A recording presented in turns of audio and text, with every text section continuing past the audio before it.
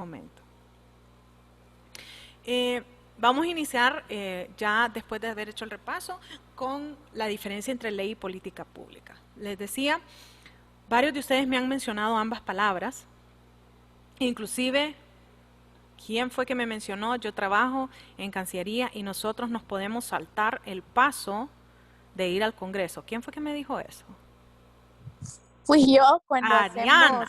sí, Ariana, cuando hacemos, por la naturaleza de los convenios que nosotros firmamos, como son para darle vida a un proyecto específico, entonces muchas veces no es necesario, y porque generalmente el dinero no entra a las arcas del gobierno, sino que se maneja, el cooperante lo maneja directamente, entonces no pasan por ese, a menos que sea un convenio marco de cooperación, como es el porque estamos iniciando relaciones con un nuevo socio de desarrollo, entonces generalmente lo enviamos al Congreso, pero de lo contrario, al menos en la Dirección de Cooperación Internacional, la mayoría no pasan por el Congreso.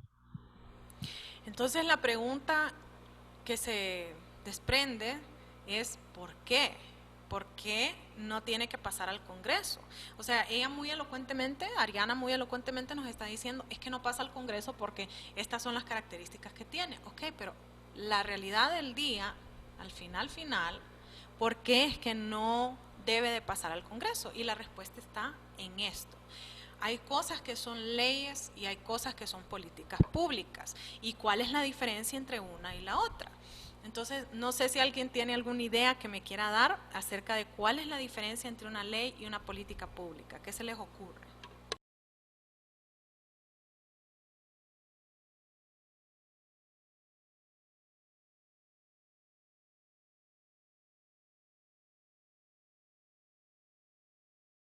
No, nadie tiene alguna como, tal vez esto, tal vez esta es la diferencia. Abogada, Dígame, Duria. que las políticas públicas vienen siendo aquellos todos los procesos, los diseños o las formas que organiza un gobierno, su forma de administrar, por ejemplo, el Estado. Mientras que la ley ya la define, por ejemplo, el Código Civil en el artículo 1, es una declaración de la voluntad que manifestada en su forma prescrita por la Constitución, manda, prohíbe o permite. O sea, la ley viene siendo atributiva, declarativa, pero también coercitiva, ¿verdad? Mientras que la política pública es los proyectos o el diseño de la forma de gobierno, que generalmente se hacen en políticas que van desde 5 hasta 20 años, ¿verdad? Que son las que nosotros le llamamos las políticas de Estado, que van inmersas dentro de ellas las políticas de gobierno. En línea, abogada, de lo que mencionaba Durian, pues una ley es una norma, ¿verdad? O una regla establecida por una autoridad superior para regular, de acuerdo con la justicia, algún aspecto de las relaciones sociales. O sea, es necesaria la ley que nos limite o que nos ponga como un tipo de control. En el régimen constitucional, pues podría ser una disposición de la Cámara Legislativa, una ley. Muy bien, las dos tienen ideas que realmente están muy bien encarriladas. Dígame. Máster, buenas tardes. Bueno, para mí las dos son dos funciones diferentes, ¿verdad? Una propia del Poder Legislativo, la ley, y otra propia del Poder Ejecutivo, que sería ya pues la política pública. Correcto, Nolvia. Eso es bien importante y justamente esa es la primera cuestión que nosotros vemos cuando vemos esa diferencia. Lo primero que nosotros vemos es que la ley es una función del Poder Legislativo y en Honduras el Poder Legislativo se llama Congreso Nacional de la República, ¿sí? Así es como le denominamos. Mientras que las políticas públicas son una función del Poder Ejecutivo, que está integrado por su cabeza, que es el presidente, y todo su gabinete que ha sufrido bastantes cambios justamente el gabinete de Honduras en las últimas administraciones. Hemos tenido varios nombres que les hemos dado, sectoriales, gabinetes sectoriales, un supergabinete, el superministro, pero hemos tenido varias diferentes cambios acerca de cómo es que se conforma el Poder Ejecutivo adentro de Honduras. Entonces esa función de hacer políticas públicas es propia del Poder Ejecutivo. La ley, nosotros decimos, está hecha por las personas, mientras que las políticas públicas están hechas para las personas.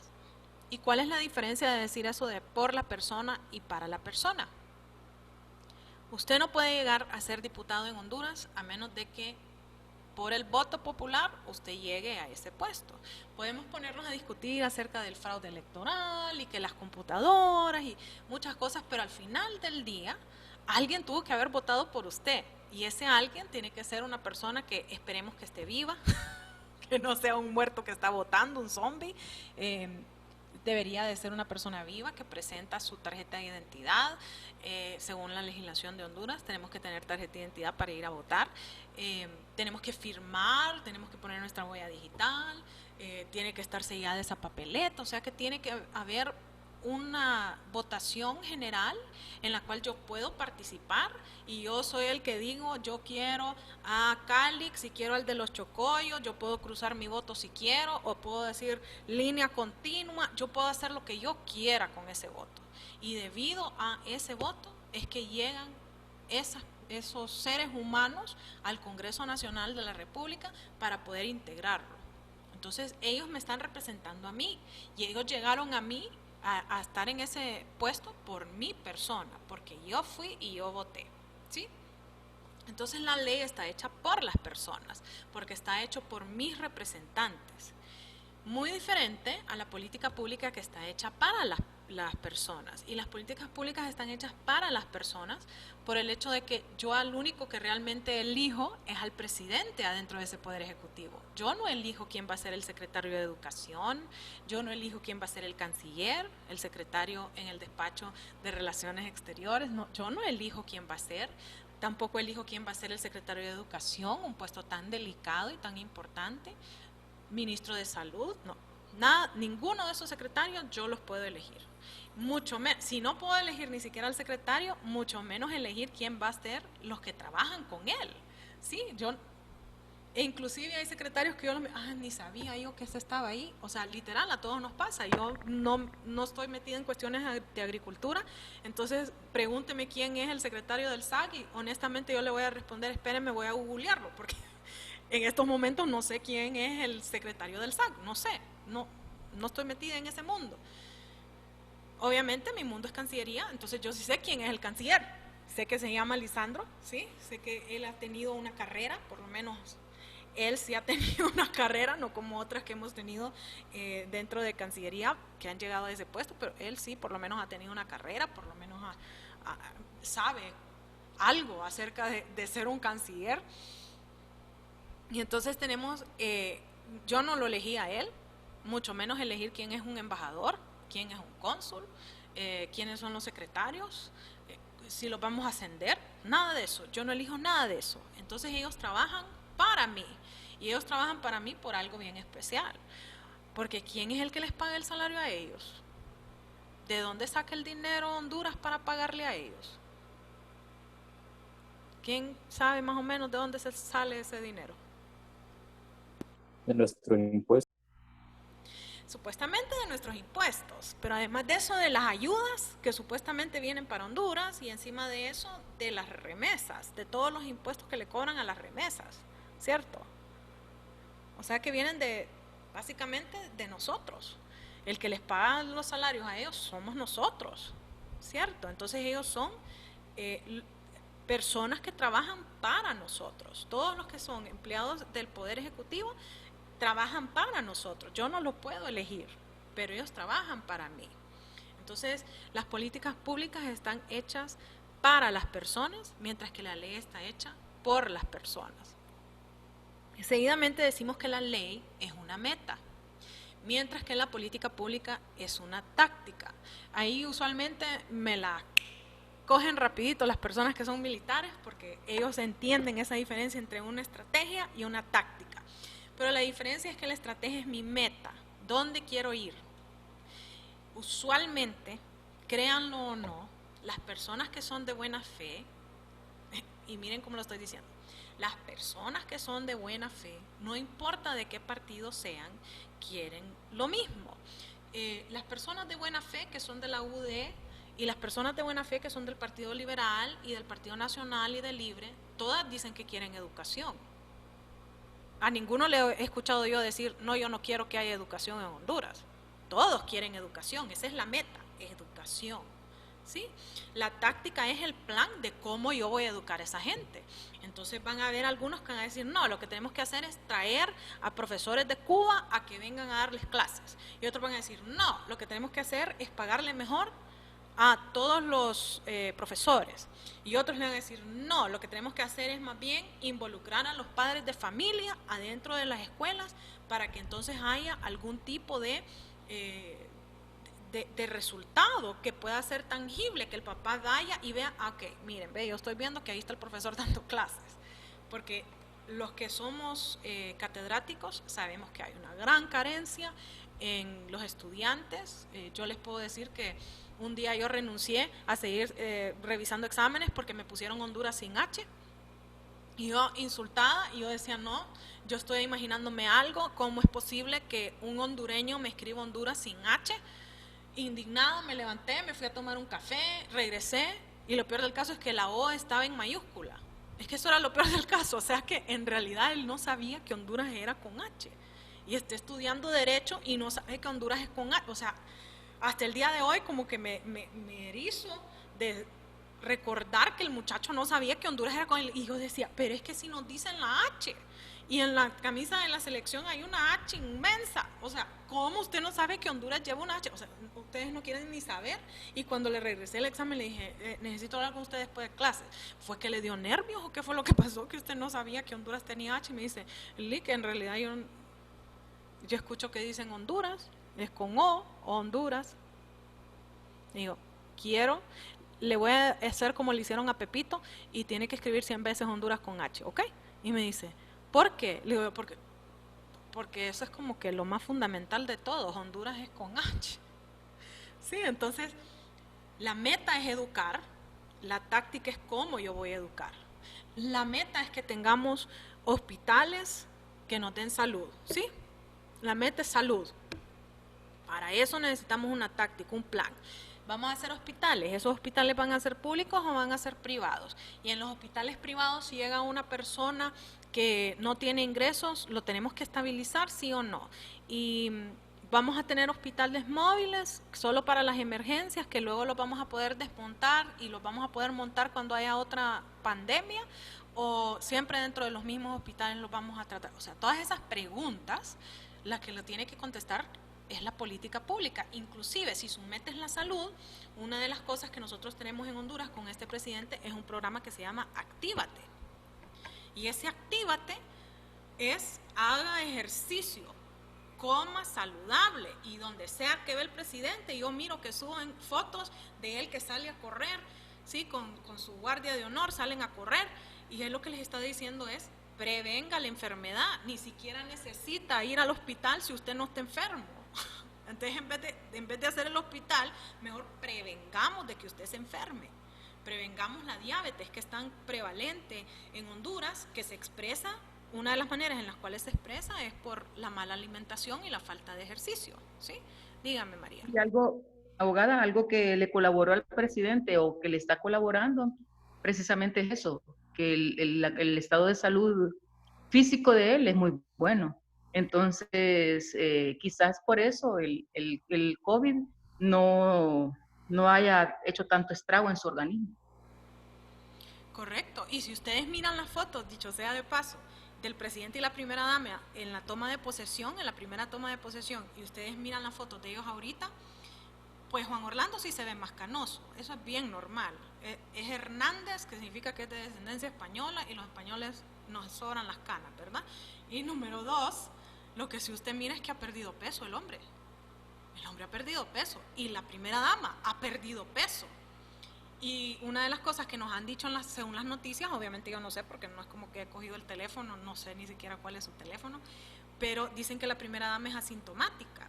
Una de las razones de que es asintomática es justamente su estado de salud antes de adquirir el COVID, ¿sí? Entonces, esas cuestiones es parte del plan que tiene el Poder Ejecutivo actualmente para llegar a la meta que es un pueblo que tenga salud, ¿sí? Entonces así podemos nosotros decir cuál es la meta, y la meta va a ser la ley, y cuál es el plan para alcanzar esa meta, y ese plan va a ser la política pública. ¿Sí? ¿Me entendieron bien esa partecita? Sí, abogada. Perfecto, gracias Priscila. Seguidamente decimos que la ley está basada en la igualdad, mientras que la política pública está basada en la equidad. Según la ley todos somos iguales. ¿Por qué? Porque todos, regreso al ejemplo de la educación, todos tenemos el derecho a la educación. ¿Sí? Todos tenemos ese derecho a la educación.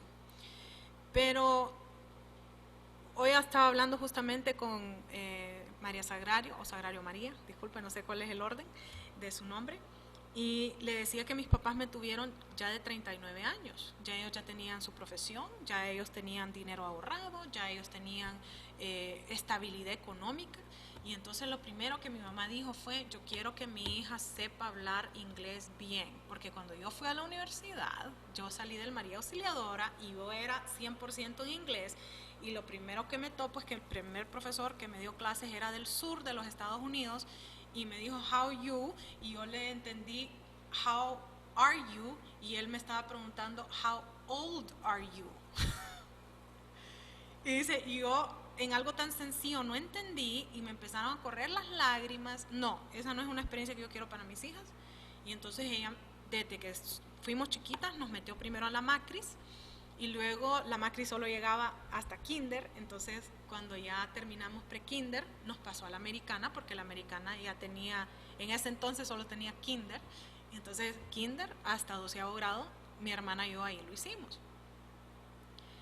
¿Qué necesidad tiene un niño que va a la americana que lo puede suplir el Estado?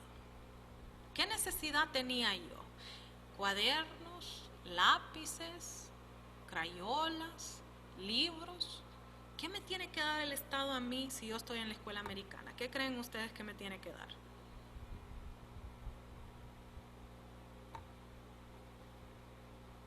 Estoy hablando de los 80, o sea que todavía no es como que tenía yo internet en la escuela, ni wifi, no, los 80 todavía era con libros.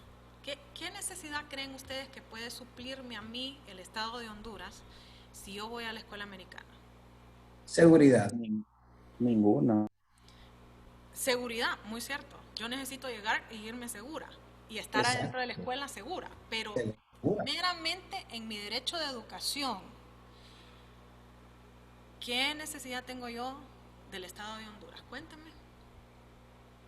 Abogada, para Bueno, mí, en la realidad, línea que estaba abogada en ese momento era de que de enseñársele otra doctrina, cultura, que usted aprendiera firmemente la cultura hondureña, que aprendiera básicamente de acuerdo al plan educativo nacional, que aprendiera los héroes nacionales, que aprendiera todo sobre su país antes de aprender otra cosa fuera de su país. En otras palabras, yo lo que necesitaba es que ellos me dieran un pensum que yo podía cumplir. Eso es lo que yo necesitaba. Claro, Que claro. me dijeran, mire, como mínimo usted aprenda esto. Sí, es Porque si usted en Estados Unidos, usted lo vio. En Estados Unidos primero es lo primero y de ahí lo demás. Porque primero hay que aprender usted la historia, las cosas, todo, y de ahí va a ir aprendiendo las otras cosas. Pero un pensum, yo necesitaba un pensum. un pensum. Y luego que obviamente una vez que yo ya pasara esa clase, que ellos validaran al final del año, es cierto, ya pasó la clase, ¿sí? Esa acta que levantan los profesores y la tienen que mandar a la Secretaría de Educación, ¿cierto? Correcto, correcto. Pero Correcto. además de eso, ¿qué necesito yo que me dé el Estado? En el tema de educación, yo no necesitaba nada, más que ese pensum que me dijera como mínimo, usted tiene que saber esto. Como mínimo. ¿Sí? El pensum es eso, como mínimo. Entonces, como mínimo, yo tenía que saber eso y ya, eso era todo lo que yo necesitaba de ellos.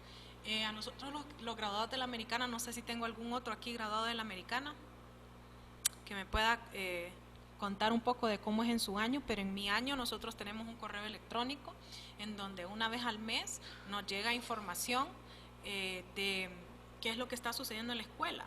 Hasta nos piden pisto, dicho sea de paso. Mire, no quiere donar $500. Hombre, dóneme usted a mí, le digo yo siempre. Siempre le hablo a Mrs. Jenkins, le digo, Mrs. Jenkins, usted sí que es lépera, ¿cómo me está pidiendo pisto? Pídale a los hipotes de ahorita, para que me pide. Y solo se ríe Mrs. Jenkins. Entonces, obviamente, ellos nos siguen diciendo qué es lo que tienen. Y una de las cosas que tienen ahora es que ellos piensan de que una mochila es demasiado peso en su espalda, de los niños, pobrecitos. Entonces, ellos ahora tienen una tablet. Y en su tablet le bajan los libros y los libros se actualizan cada 6 meses. Si el Estado de Honduras a mí me hubiera dado libros, si el Estado de Honduras ahorita le diera libros a esos niños de la Americana, ¿qué harían ellos con esos libros? Empezando por ¿de qué años serán? Los botan, los dejan tirados o algo así, porque si la tablet. Literal, para un cipote ahora. Sí, o sea, les voy a contar qué es lo que hacíamos en mi tiempo. En mi tiempo sí todavía usábamos libros. En mi tiempo no existía la tablet todavía. Existían computadoras y computadoras portátiles. Wow, era como lo más nuevo. Pero todavía no existían las tablets. Y recuerdo que lo que hacíamos era que después de 2 años de haber utilizado el libro, los íbamos a donar a escuelas públicas, esos libros. Eso era lo que hacíamos con los libros. O sea que aún en mi tiempo, si el gobierno me hubiera dado libros, ¿qué hubiera hecho yo con ellos? La respuesta es ir a donarlos. Esa es la respuesta, ir a donarlos, ¿cierto? Dígame, Gabriela. No, les decía que donarlos igual, regalarlos, abogada. Sí, donarlos o regalarlos. Entonces, yo que tuve el privilegio de haber nacido en la familia en que nací, en donde mis papás le dieron prioridad a esa educación y pudieron pagar lo que se paga estando en la Americana, que dicho sea de paso, uniformes, ¿verdad? Y proyectos y que hay que comprar de todo, hasta una rana, teníamos que comprar una rana para disecarla y no sé qué cuento, o sea, de todo teníamos que comprar, que no era parte de la matrícula, ¿sí? Entonces, ellos hicieron ese esfuerzo, ellos me mandaron a mi hermana y me mandaron a mí a la escuela americana. Pero si usted nace en la montaña La Flor, ¿qué necesita del gobierno para que su derecho a la educación sea efectivo? Apoyo económico para tener toda la educación. ¿Necesita darle un aula? Sí, claro. Sí. La comunidad, un aula, 1, 2, 3, 4, 5 maestros. Sí, personal capacitado. Capacitado y eso. Eso es lo que necesita. O sea que yo necesito todo lo que necesita. O sea que yo necesito todo, literalmente. Si yo nací en un lugar como la montaña La Flor, donde la pobreza está a flor de piel, yo necesito que me dé todo. Necesito el aula, necesito el pupitre, necesito el lápiz, necesito el cuaderno, necesito el maestro, todo lo necesito. El desayuno y el almuerzo también. Exacto, porque si yo no he comido, Transporte. el transporte. Exacto, todo, porque si no me toca irme a pie y entonces me tengo que levantar a las 4 de la mañana para poder llegar a clase a las 7, ¿cierto? Bueno, pero no era una cuestión que era normal en esos tiempos, el transporte, porque de donde venimos, pero por lo menos que es en la escuela. Sí, o sea, las dos, tanto yo como esa niña que nace en la montaña La Flor, tenemos el derecho igual de la educación, es igual el derecho. O sea que la ley es la misma ley de esa niña de poder educarse, es la misma ley que tengo yo de poder educarme. Pero yo creo que en ese sentido, fíjese que habría que revisar también los sistemas educativos, porque estos colegios, y un ejemplo que usted nos puso, la escuela americana, generalmente ellos tienen su propio pensum y no son aprobados por el Ministerio de Educación.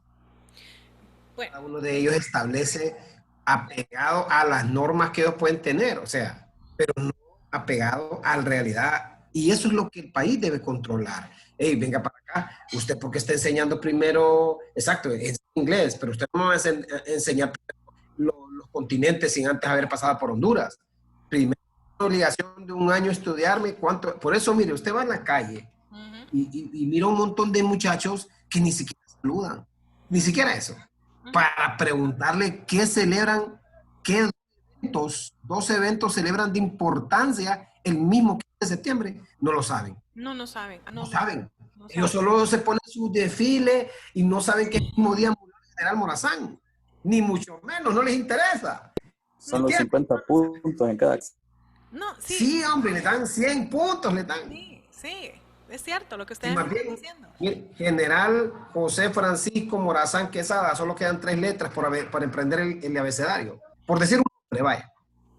Que ahí nomás aprenderían el abecedario. Saber el nombre completo de Morazán. Por ahí empieza. Ellos saben que es Morazán. Si es que saben. Bueno, Morazán, sí. solo saben Nuestra Morazán. distinguida diputada decía que Colón entró por el sur. Bueno, desde ahí. Sí, desde ahí. Mire, fíjese que una de las cosas que a mí un montón de personas me preguntan es que si yo alguna vez he tenido un shock cultural.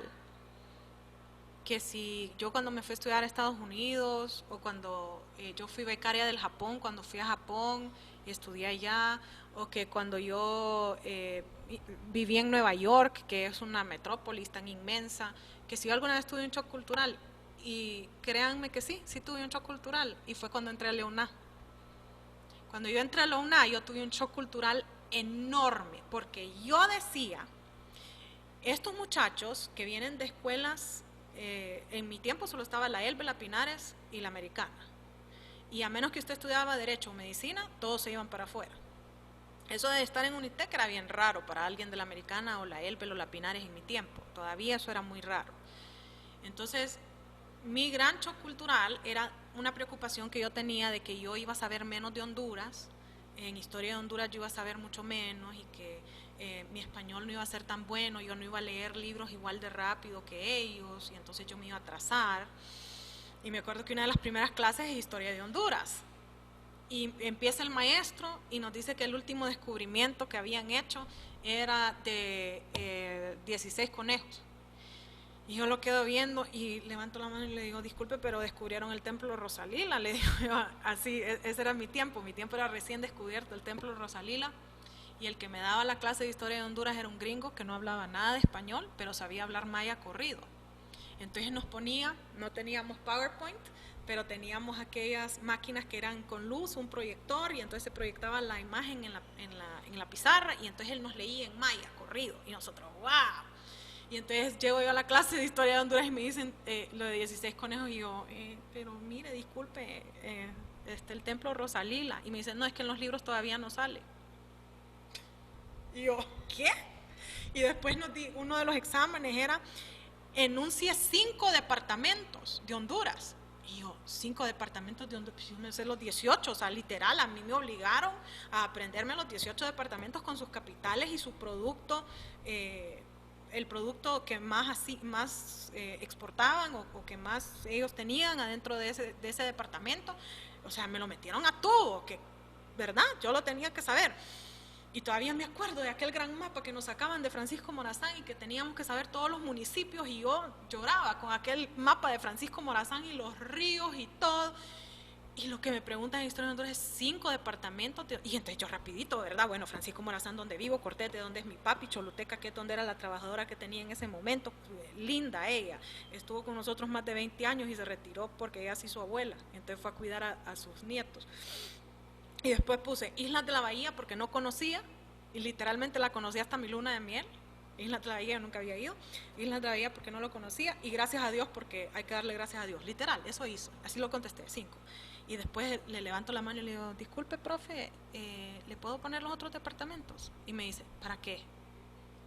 Y yo, porque son 18. No, Miranda, me dice, no se preocupe. Y yo, ok. Me regresan el examen y, o sea, yo no le quiero ni explicar cuántos de mis compañeros no habían ni siquiera enunciado 5 departamentos. Y yo quedaba como, espérense, pero yo vengo de la americana, yo soy la que debería de ser ignorante en mi país, y ustedes no saben ni siquiera los 18 departamentos de Honduras, o sea, Ocotepeque. Nadie mencionó Ocotepeque, porque los teníamos que leer, que eran las respuestas que habíamos dado. La mayoría dijeron Francisco Morazán y de dónde era. Y ya, esos eran los dos departamentos que ellos sabían, de dónde yo era y de Francisco Morazán. Nadie dijo Cotepeque, nadie dijo nada. Que Valle, ¿no? Atlántida. Es más, uno puso en el examen y se la puso así en un rojo grande el maestro, porque era varón, y al lado le puso, por favor, así le puso, porque en vez de Atlántida puso Atlantis.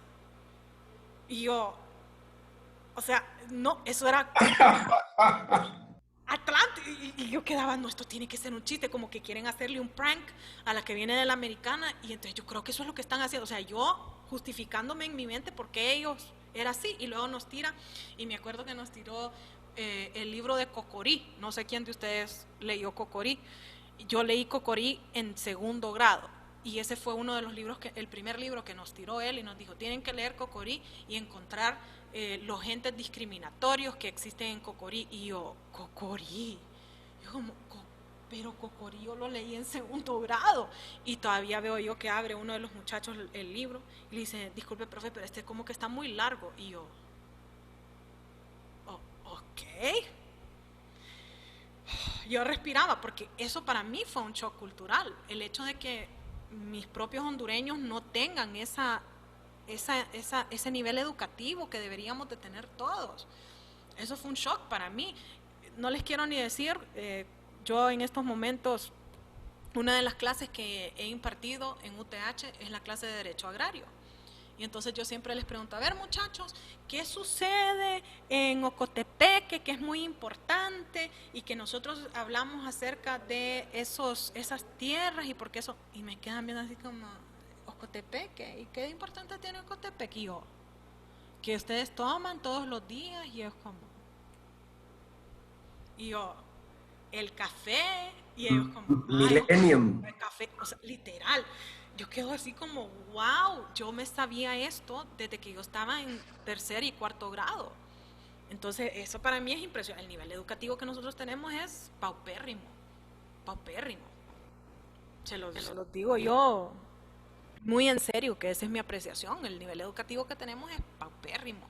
Y desgraciadamente las escuelas privadas que han surgido no es como que son muchísimo mejor. Hay algunas que son igual de malas, que lo único que tienen es un buen guardia de seguridad enfrente, pero más que eso, no le veo.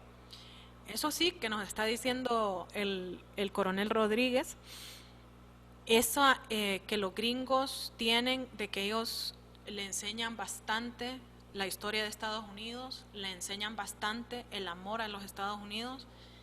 Eso era algo que siempre estaba en mi escuela. Todos los días de Dios yo me paraba y a mano derecha estaba la bandera de Honduras y a mano izquierda estaba la bandera de Estados Unidos, y todos los días yo tenía que hacer el juramento a la bandera de Honduras y después, literal, sin sentarme, con la mano en el pecho, voltear y hacer el juramento a la bandera de los Estados Unidos. Todos los días de Dios. Entonces esas cuestiones, por ejemplo, que si deberían o no deberían de ser aceptadas, o sea, mi respuesta, no sé, yo honestamente no sé, especialmente ahora que estoy casada con un gringo y mi hijo va a amar a Estados Unidos solo por el hecho de que su papá sangró por su país, literalmente, ¿sí? Pero eso que tiene la escuela americana sí es algo que puede ser algo cuestionable. ¿Cómo es posible que me hacen que yo haga el juramento a la bandera de Honduras y después literal solo le hago al cuerpo un poquito y le hago el juramento a la bandera de los Estados Unidos? O algo que a mí me sucedió, que según mi mente, la escuela se llama escuela americana. América para mí era los Estados Unidos de América. A mí usted me preguntaba de 17, 18 años, ¿qué es América? Y yo le decía, los Estados Unidos de América, 50 estados, o sea, eso para mí era América. Y después, Abogada, dígame, Gabriela. pero inclusive hay muchos gringos que ellos dicen América y se están refiriendo específicamente a los Estados Unidos. Ellos así lo manejan. Sí, no, mi esposo así lo maneja. Mi esposo así lo inclusive ahora es que yo le digo, amor, recuérdese, América es el continente. Oh, yes, sí, sorry. Porque él, lo que él sabe es que América es, para él, Estados Unidos de América.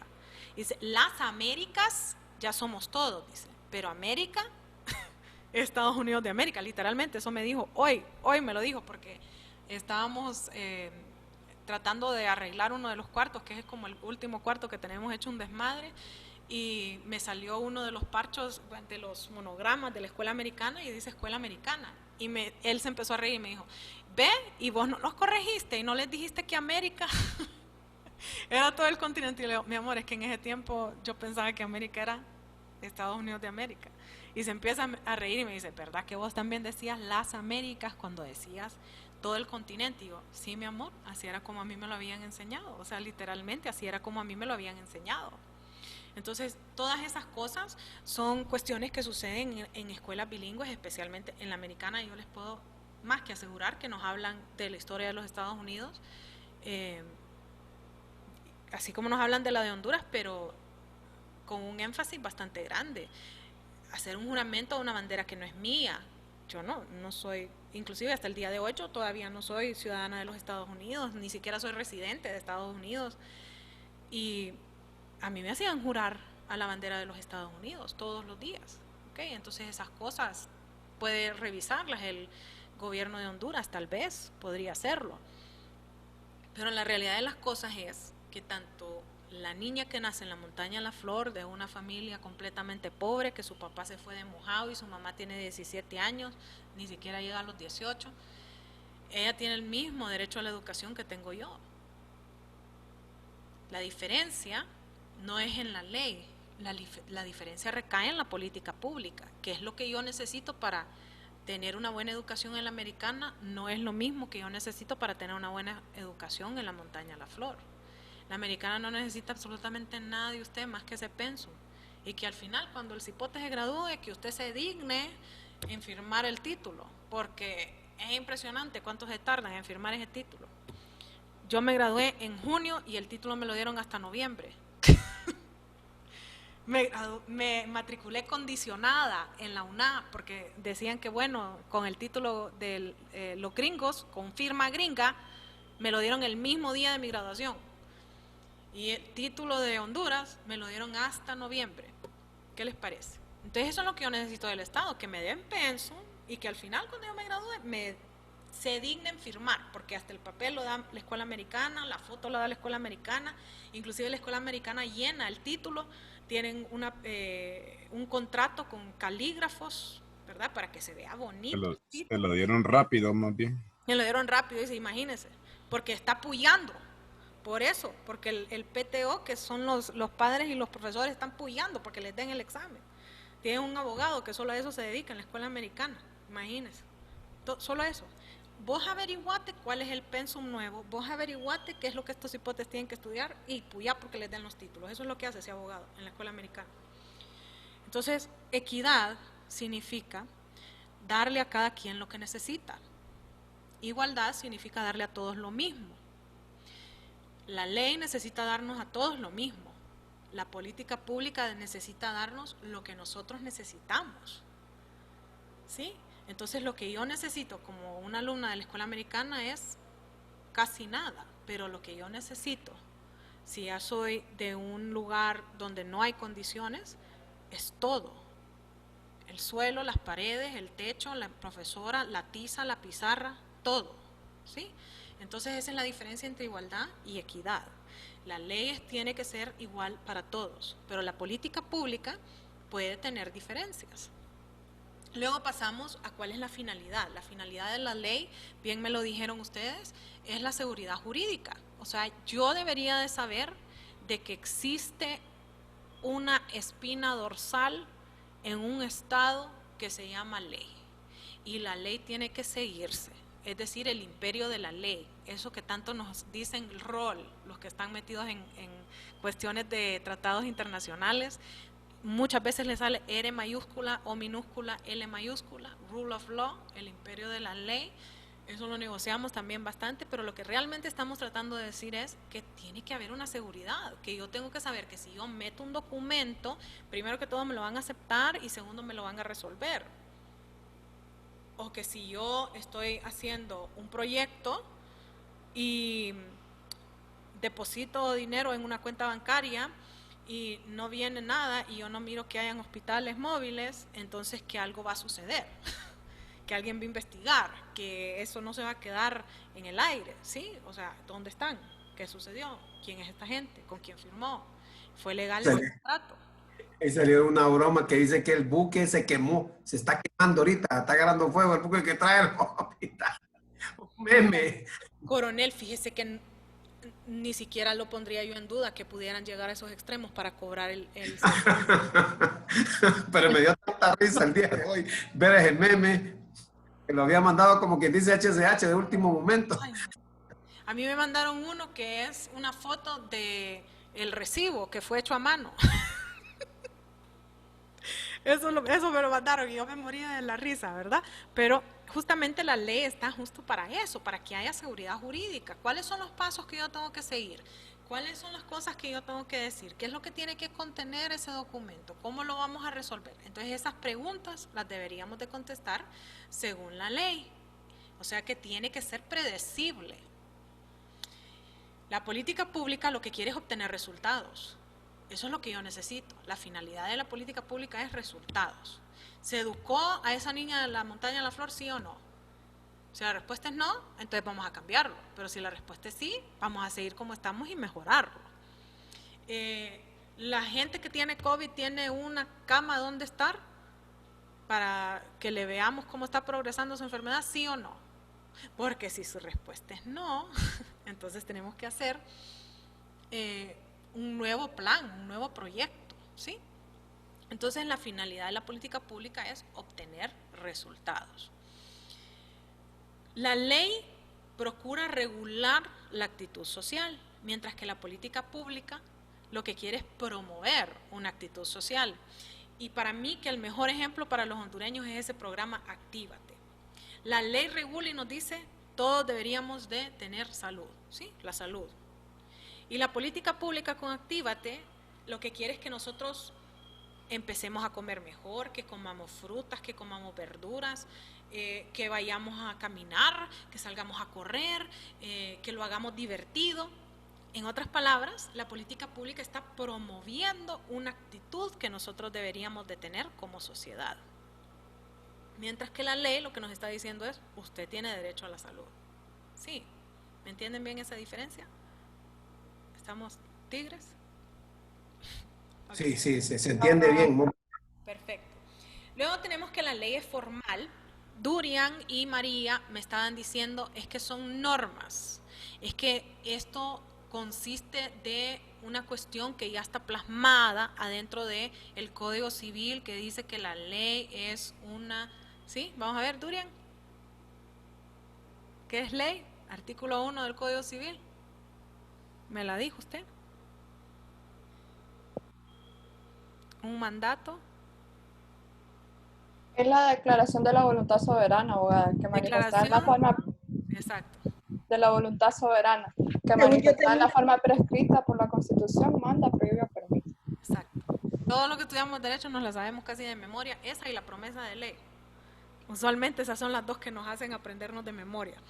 Pero lo que estamos diciendo es que si nosotros tenemos algo formal, significa de que tuvo que haber sufrido algún tipo de transformación para llegar hasta ese momento, para que sea parte de nuestros códigos, para que nosotros podamos tenerlo, que cualquiera pueda verlo y referirse a él. Eso es lo que significa formal. Mientras que la política pública es informal, y es informal porque consiste de planes, y esos planes o proyectos pueden cambiar, o muchos dicen debe de cambiar. ¿Por qué? Porque si a mí me dicen tenemos que hacer una calle pavimentada, vamos a hacerla pavimentada porque es de tierra, y yo empiezo a picar y pico un tubo de aguas negras, yo tengo que cambiar mi plan de acción, tengo que esperar a que venga el SANA, que mire qué fue lo que sucedió, que tubo se picó, que cómo se va a cambiar. Es decir, yo tengo que detener ese plan de acción en ese momento. Ahorita el país está viviendo una situación que todo el mundo la está viviendo realmente, que es el COVID. Habían planes de acción que tuvieron que ponerse en alto, porque no podemos ni siquiera circular todos los días en el país, ¿sí? Entonces están estos planes de acción que pueden y deben de cambiar, dicen algunos deben, algunos dicen pueden, y lo que cambia es la circunstancia que nosotros tenemos, las realidades que nosotros estamos viviendo. Dígame, me quería decir algo ahorita, Durian, dígame, Durian. ¿No? Ok. Es que desconectaba el teléfono, lo desconecto. Por esa razón es que las políticas públicas generalmente son de corto y mediano plazo, no pueden ser a largo plazo porque se van evaluando en el proceso, ¿verdad? Usted va haciendo cambios conforme al proceso. Nadie esperaba para el 2020, por ejemplo, que se diese lo de la pandemia. Entonces no puede ser la misma estrategia que tenía el gobierno el año pasado a la misma estrategia que tenga que aplicar en este momento. Entonces tiene que adaptarse, ¿verdad? Y por eso son a corto plazo. Y la ley, como generalmente son, a largo plazo. Exacto. El régimen de la ley es un régimen constitucional. ¿Por qué decimos que es un régimen constitucional? Porque la Constitución en Honduras nos dice cómo es que se puede aprobar una ley, quién es el que tiene iniciativa de ley. Es decir, la Constitución es la que nos dice qué es lo que debemos hacer para que una ley entre en vigencia. Mientras que es más permanente, ¿verdad? Sí. Mientras es que más permanente, es la ley permanente. Sí. Y las políticas públicas es más ya... Sí, es cambiante. ¿Sí? La política pública es un régimen político, y es un régimen político porque depende de quién sea el político que está, así va a ser ese plan que él va a querer ejecutar. Sí, entonces es muy diferente, hagamos comparación entre tres nacionalistas, porque ahorita tenemos presidentes nacionalistas, es muy diferente lo que Callejas decía acerca de la educación, a lo que decía Maduro acerca de la educación, a lo que decía Juan Orlando acerca de la educación. Es muy diferente lo que decía, por ejemplo, Carlos Roberto Reina y Carlos Flores acerca del ejército. Sí, Carlos Roberto Reina era anti, ¿verdad? Yo creo que nadie lo duda. Después está Flores, que estaba aguas tibias, ¿verdad? Y luego estaba Zelaya, que más bien él quería ser parte, ¿verdad?, del ejército y mandar. ¿Cierto o no es cierto? Mis alumnos. Yo de militar prefiero no comentar. Sin comentarios, tía, sin comentarios, pero eran... Sí, mejor que mis compañeros comenten porque... Sí, pero es cierto lo que usted dice, abogada, es cierto. Sí, entonces el régimen político es el que va a decir cómo van a hacer esos planes que ellos tienen. Van a ser, por ejemplo, presidente Mel Zelaya quería legalizar la marihuana. Sí, esa era su postura política. Él decía que deberíamos de legalizar, me acuerdo que decía que servía para los dolores menstruales. Yo no sé si alguno de ustedes lo escuchó decir eso, que las mujeres nos poníamos bien especiales y que la marihuana servía para los dolores menstruales. ¿Se acuerdan de ¿Abogada? eso? ¿Política pública o ley? Eso sería una cuestión de política pública, no perseguirlo. Girar la instrucción a policía de que si usted encuentra una plantación de marihuana, la deje. Pues eso casi prácticamente están aprobando en el nuevo Código Penal. Ese nuevo Código Penal, Dios mío, qué escándalo el que tenemos ahí, ¿verdad? Pero con eso de la aprobación de la marihuana, pues se podría reducir también la tasa de homicidios, ya que pues eso está como pelea de territorios y cosas así. Debería de regularla de alguna manera. Desgraciadamente, cuando usted legaliza la marihuana, lo único que realmente hace es tener una mayor entrada por impuestos, porque la delincuencia no decrece. Desgraciadamente, la delincuencia no decrece al legalizar la marihuana, mucho menos en un país.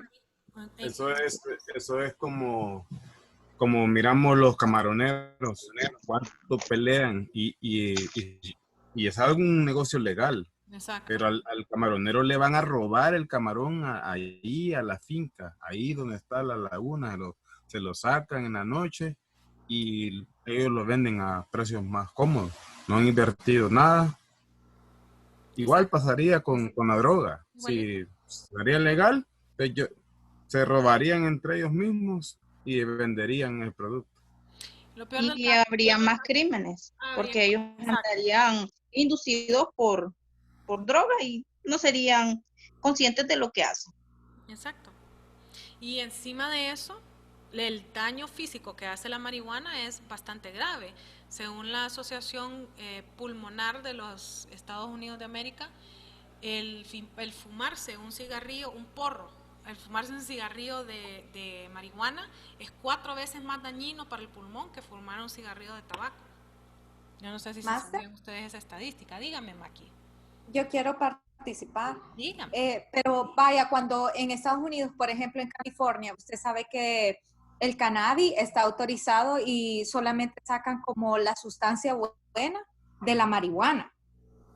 Y en California es permitido el cannabis para pacientes epilépticos y para pacientes también, algunos con cáncer que tienen dolores y que necesitan un poco más de morfina en su cuerpo. Obviamente son países con otro tipo de cultura y aquí no funcionaría, ¿verdad?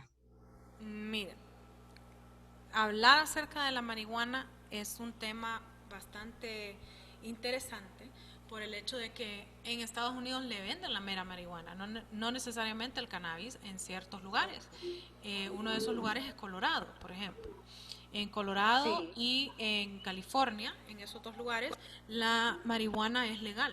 Usted lo único que tiene que tener en California es una tarjeta que diga que usted puede comprarla. Eso es todo lo que necesita. Sí, y por el medicado, por el médico, por el doctor también. No, ni siquiera. Solo tiene que tener la tarjeta. Sí, solo tiene que tener la tarjeta, por si acaso. Pero vaya, si hay estudios científicos que han también demostrado que el cannabis es ideal para cierto tipo de pacientes, Master, ¿cómo sería entonces en nuestro país? Es muy diferente lo que se fuma, lo que se come y lo que se aplica.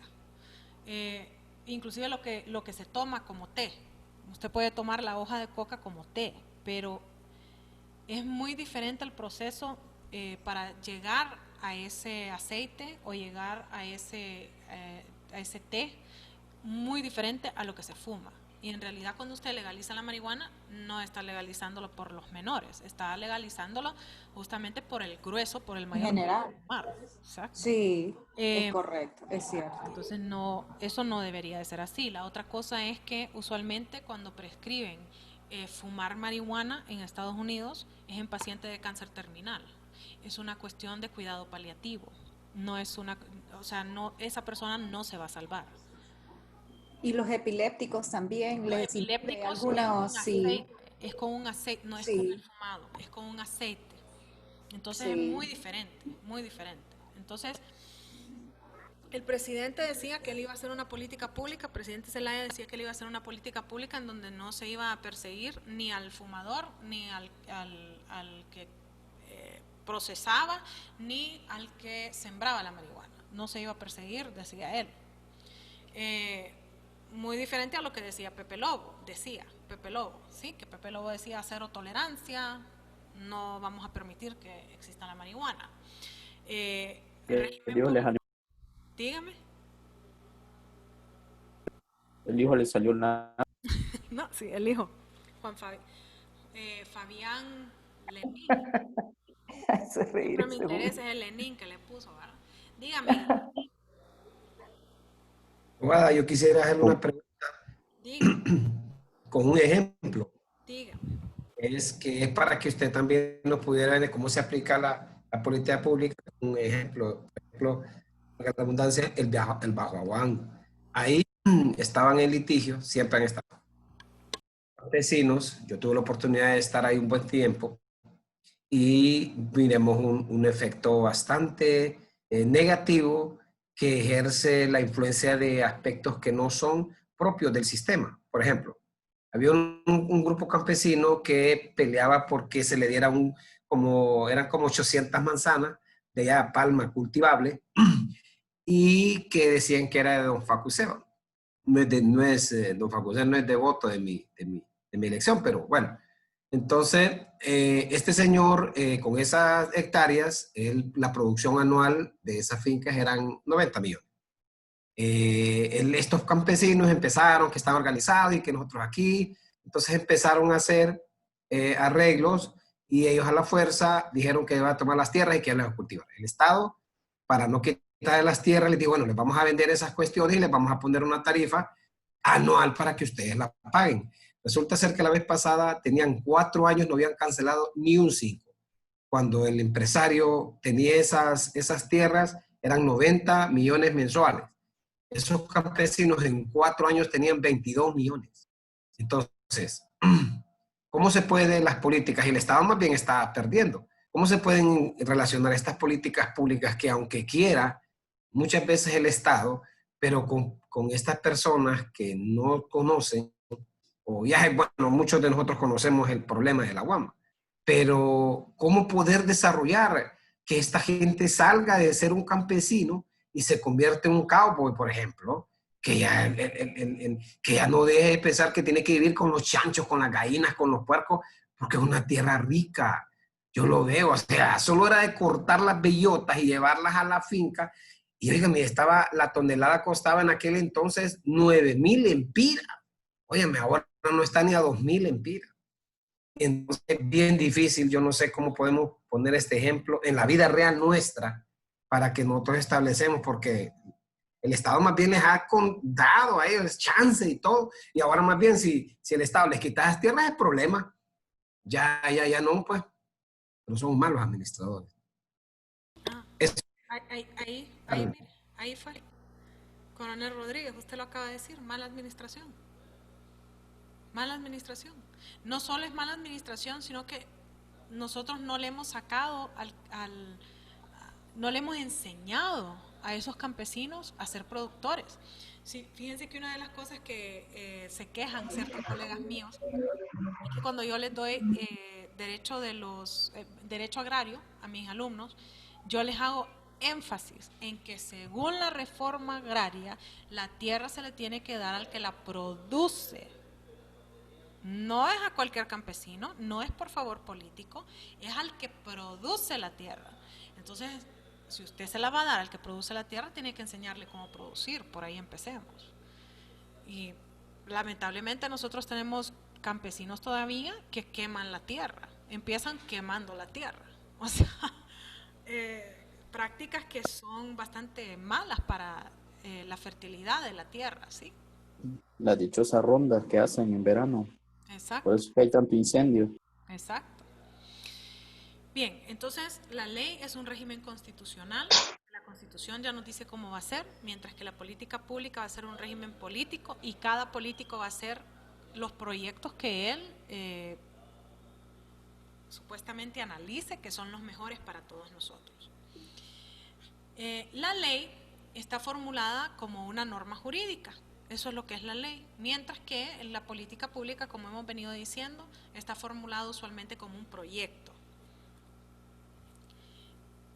La ley es garantizada por el Poder Judicial. Si se quiebra una ley, usualmente el Poder Judicial va a ir y uno de los abogados acude en representación de las partes o acude el Ministerio Público en representación de las partes, o inclusive un defensor público puede ir, o un procurador, que son los abogados infieri, los que todavía no se han graduado pero ya terminaron sus clases, y piden que se haga justicia. ¿A dónde? En el Poder Judicial. Mientras que las políticas públicas usualmente son garantizadas por las instituciones públicas, es decir, tiene que haber alguien adentro de cada una de estas instituciones que esté todos los días viendo qué es lo que está sucediendo. Una de las historias famosas de corrupción en México la descubre un alumno de maestría. Miren qué interesante. Un alumno de maestría que estaba estudiando ingeniería estructural en megaproyectos, algo así, ¿no? No sé cómo se llama, pero es básicamente los ingenieros que se encargan de las carreteras, de los puentes, de los puertos, ¿sí? Y entonces su tesis era acerca de la nueva carretera que se estaba construyendo para unir todo México con Estados Unidos, para que llegáramos hasta Estados Unidos, México desde la parte de abajo hasta la parte de arriba. Y resulta que todo el mundo decía de que este proyecto era increíblemente bueno, se estaba usando la profundidad necesaria de todos los elementos, la carretera estaba en buenos estados, bueno, era una maravilla. Y entonces llega él y se pone a hacer todos sus estudios y se da cuenta que es cierto, que todo, en realidad pareciera que este proyecto es impresionante porque está funcionando y lo están haciendo y lo están haciendo bien. Y la última cosa que él tenía que hacer era medir qué tan larga era la carretera y qué tan ancha era la carretera. Y entonces él escogió un tramo y dijo, voy a medir ahorita aquí el ancho de la carretera, y resulta que le hacían falta 2 pulgadas a la carretera. Y dice, qué raro, debe ser que como aquí es una recta, entonces pues no es necesario que haya eso, pero vamos a ir a una curva para ver si en la curva de ahí se debería de estar todo. Y lo vuelve a medir y hacen falta 2 pulgadas de la carretera.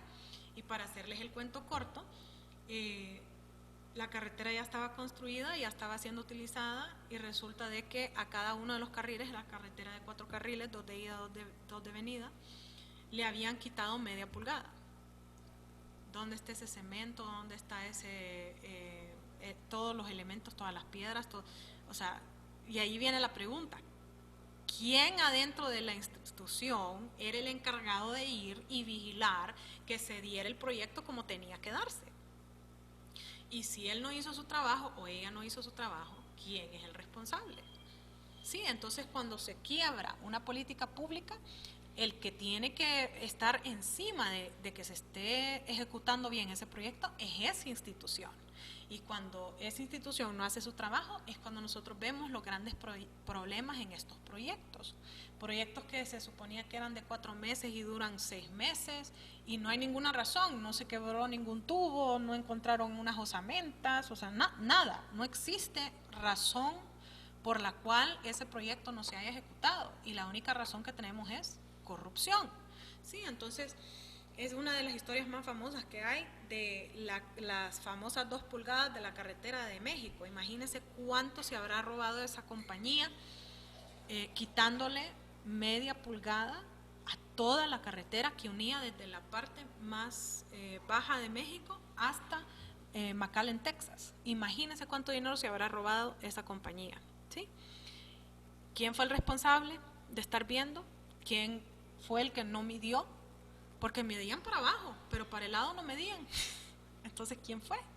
Ellos miraban que llegaban los empleados, ellos miraban todo y los buenos instrumentos que utilizaban y el equipo que utilizaban. Iba a decir ingredientes, pero no es ingredientes porque no es pastel. Los buenos elementos, ¿no?, que ellos utilizaban, y en realidad no. La corrupción se dio por haber quitado, dígame, Mayor Elías. ¿No? Ok. Entonces esa corrupción se da justamente por esas 2 pulgadas. Y el que falla ahí es el garante, y el garante es la institución pública. ¿Qué es lo que nosotros hemos visto aproximadamente de unos 30 años para acá? Hemos visto que la sociedad, lo que nosotros llamamos la sociedad civil, se ha vuelto sumamente activa con estos proyectos, siendo una palabra que les encanta utilizar, veedores.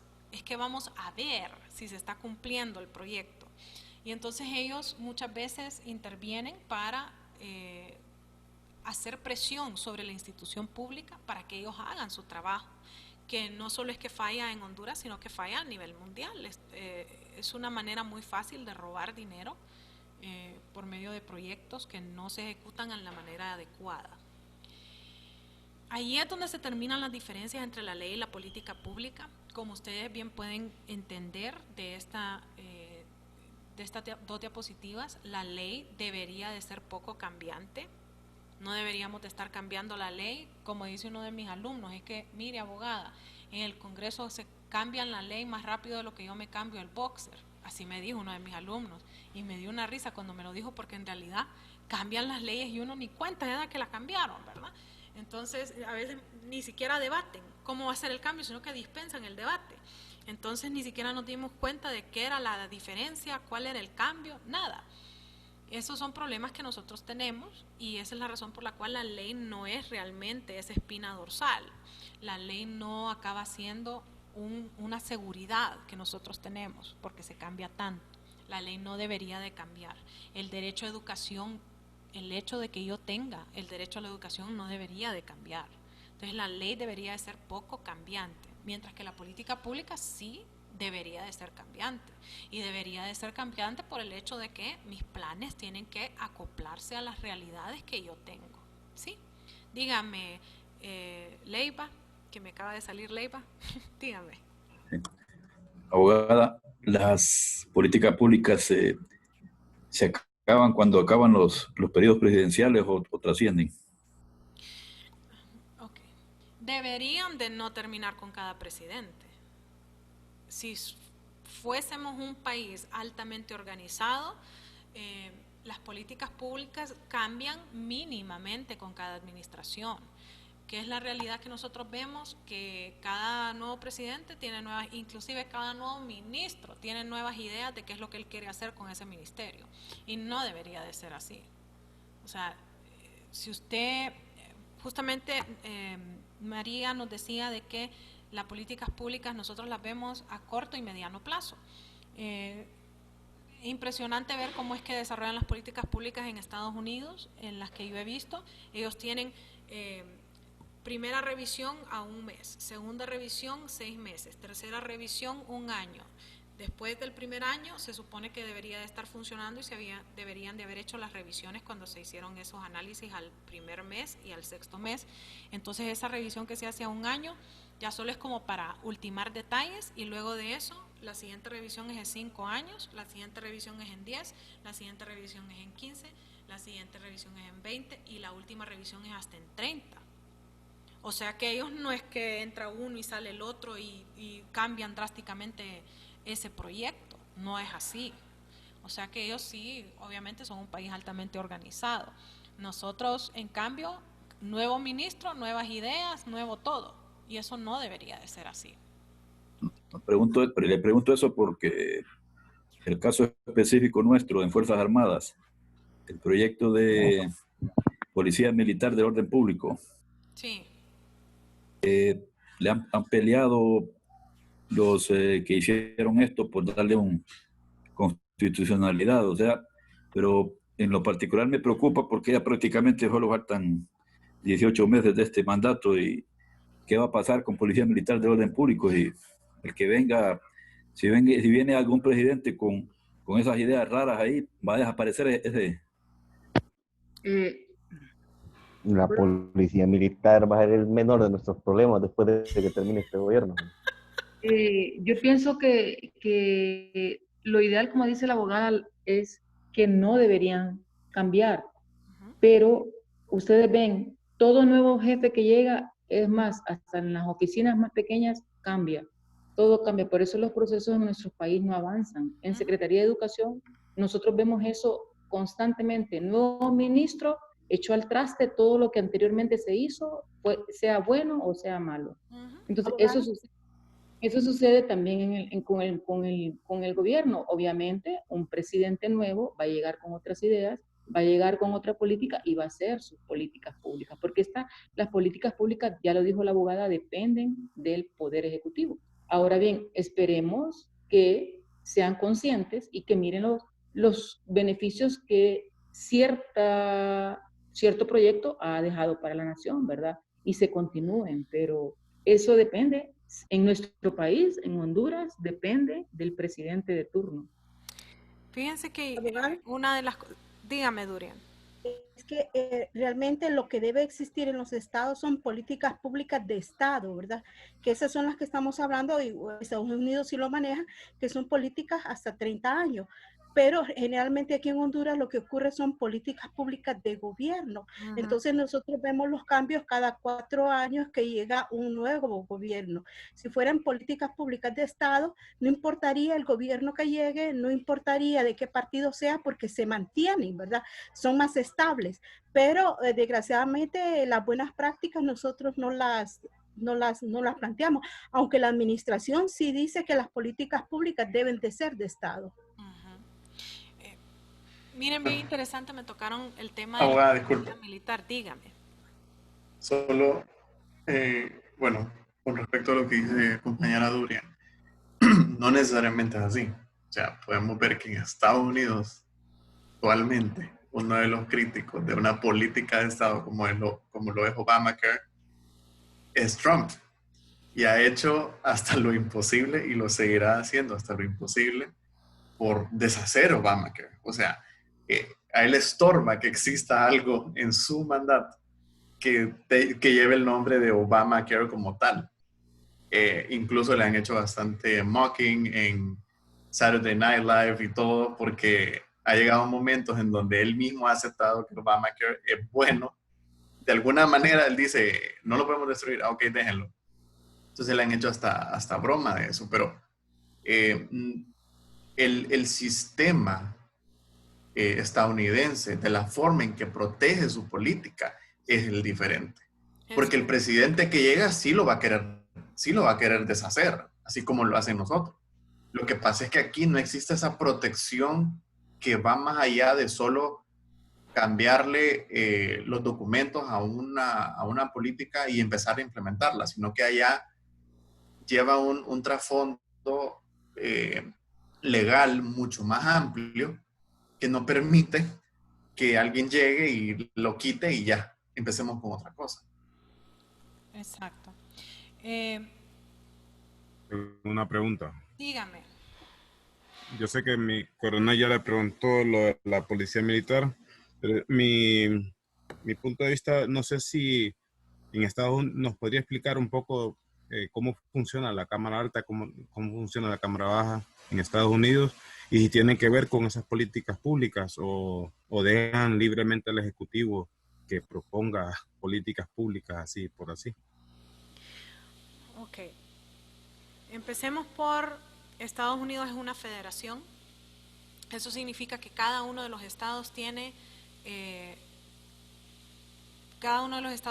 no solo su ley interna, sino que también tiene su Constitución y su Corte Suprema.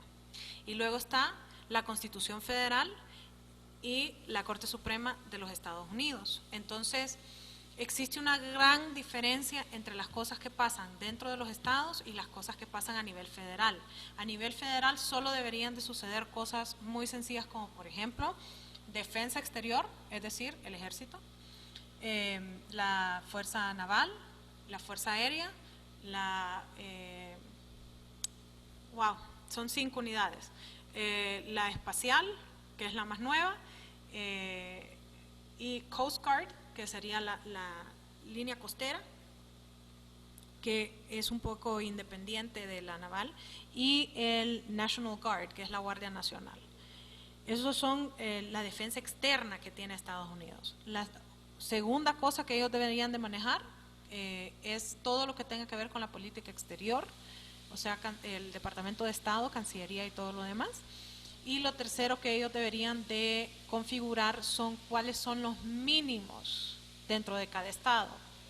Así más o menos como el mínimo pensum académico que tiene que saber un niño al graduarse de secundaria, por ejemplo, eso es algo a nivel federal. Pero ¿qué más le vamos a enseñar al niño? Eso ya es a nivel estatal. ¿Qué sucede con las dos cámaras? La Cámara Baja y la Cámara Alta. Ellos son un Congreso bicameral. Ellos tienen Cámara Baja, que son el Congreso o lo que ellos denominan la Casa, y luego tienen el Senado. El Congreso tiene representantes dependiendo de la cantidad de personas que hayan adentro de un estado, así como nosotros lo hacemos acá con departamentos. ¿Qué es lo que sucede? Que Francisco Morazán, por ejemplo, tiene 23 diputados, pero existen departamentos que solo tienen 1, ¿sí? Entonces, esa es la Cámara Baja. La Cámara Baja es la que crea las leyes. Una vez que la ley está creada y ya se ha hecho un debate, pasa a la Cámara Alta, al Senado. Y la Cámara Alta lo que hace es que hay 2 senadores por cada estado. Cuando hay 2 senadores por cada estado, eso le da una igualdad a todos los estados para que no exista un lugar como Texas o la Florida o California que pueda decirle a un lugar como Tennessee qué es lo que ellos tienen que hacer. Entonces, sube a la Cámara Alta una vez que ya se ha aprobado en la Cámara Baja, y en la Cámara Alta lo que se hace es confirmar o denegar lo que se ha hecho en la Cámara Baja.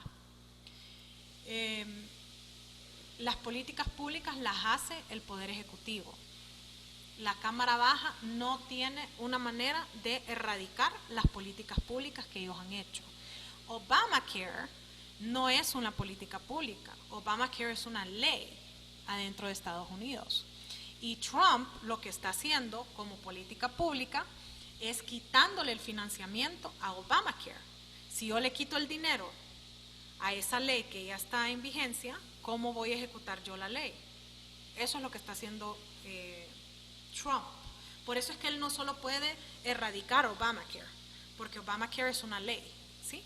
Lo que él puede hacer es ir a la Corte Suprema y decir por qué no se debería de aplicar esa ley, que eso es algo que él ha hecho y que ha ganado hasta ciertos puntos dentro de la administración pública, y ha ganado ciertos puntos adentro de la Corte Suprema, deshaciendo parte de Obamacare, ¿sí? Entonces, en el Senado de los Estados Unidos son los últimos que aprueban las nuevas leyes. Las que las redactan y las debaten es en realidad la Cámara Baja, que es el Congreso, la casa, ellos le llaman la casa a eso. Y luego tenemos la Corte Suprema de Justicia de los Estados Unidos, son 9 integrantes, ellos escogen qué casos van a tomar y qué casos no. Una de las cosas que ha dicho la Corte Suprema de Justicia, por ejemplo, es que si usted es una religiosa que tiene que guardar su celibato, no tiene por qué pagar Obamacare, porque Obamacare tiene un componente enorme que tiene que ver con la salud sexual.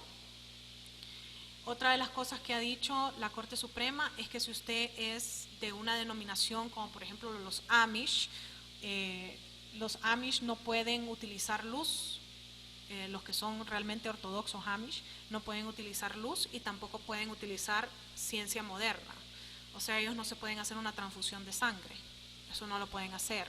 Ellos no pueden utilizar respiradores que tengan plástico, no lo pueden hacer. Entonces, si ellos no pueden ir a un hospital moderno, ellos no tienen por qué pagar Obamacare, porque ellos nunca van a ser partícipes de Obamacare, ¿sí? Entonces él ha ganado varios puntos, han erosionado bastante el Obamacare, pero como les digo es una ley y el único que puede realmente abolir esa ley de manera completa es o la misma Cámara Baja, que va a hacer una propuesta y luego subir a la Cámara Alta, que sería el Senado.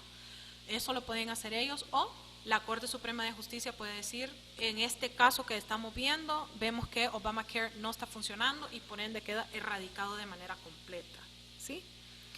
Entonces el sistema de ellos, el sistema normativo externo coercitivo, pone por encima la jurisprudencia y por abajo lo que dice el Parlamento. Entonces ellos, la última palabra la va a tener la Corte Suprema de Justicia, y por eso es que se dice que Trump ha ganado tanto, porque Trump ha ganado de que la Corte Suprema erosione parte de Obamacare, y ya ha erosionado parte de Obamacare, la ley no puede decir algo distinto, la Cámara Baja no puede decir algo distinto y la Cámara Alta tampoco.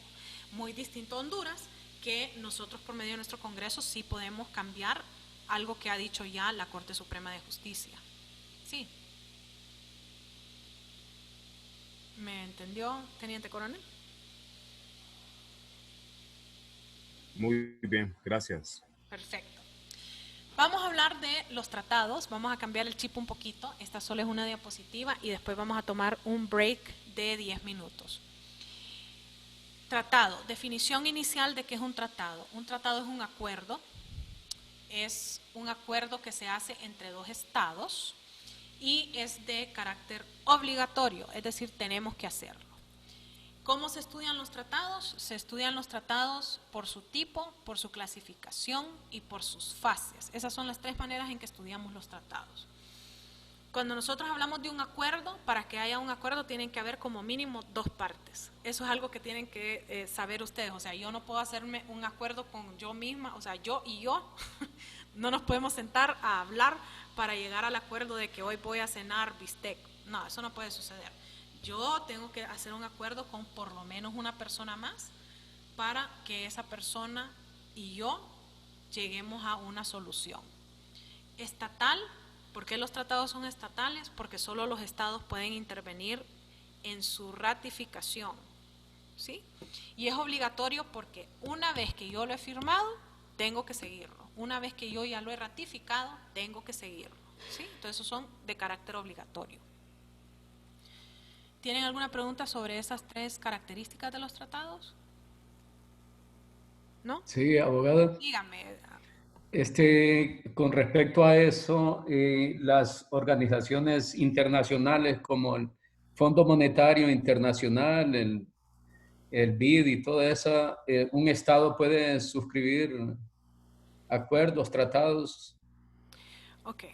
Existen dos maneras en que nosotros vemos esa participación de los organismos interestatales.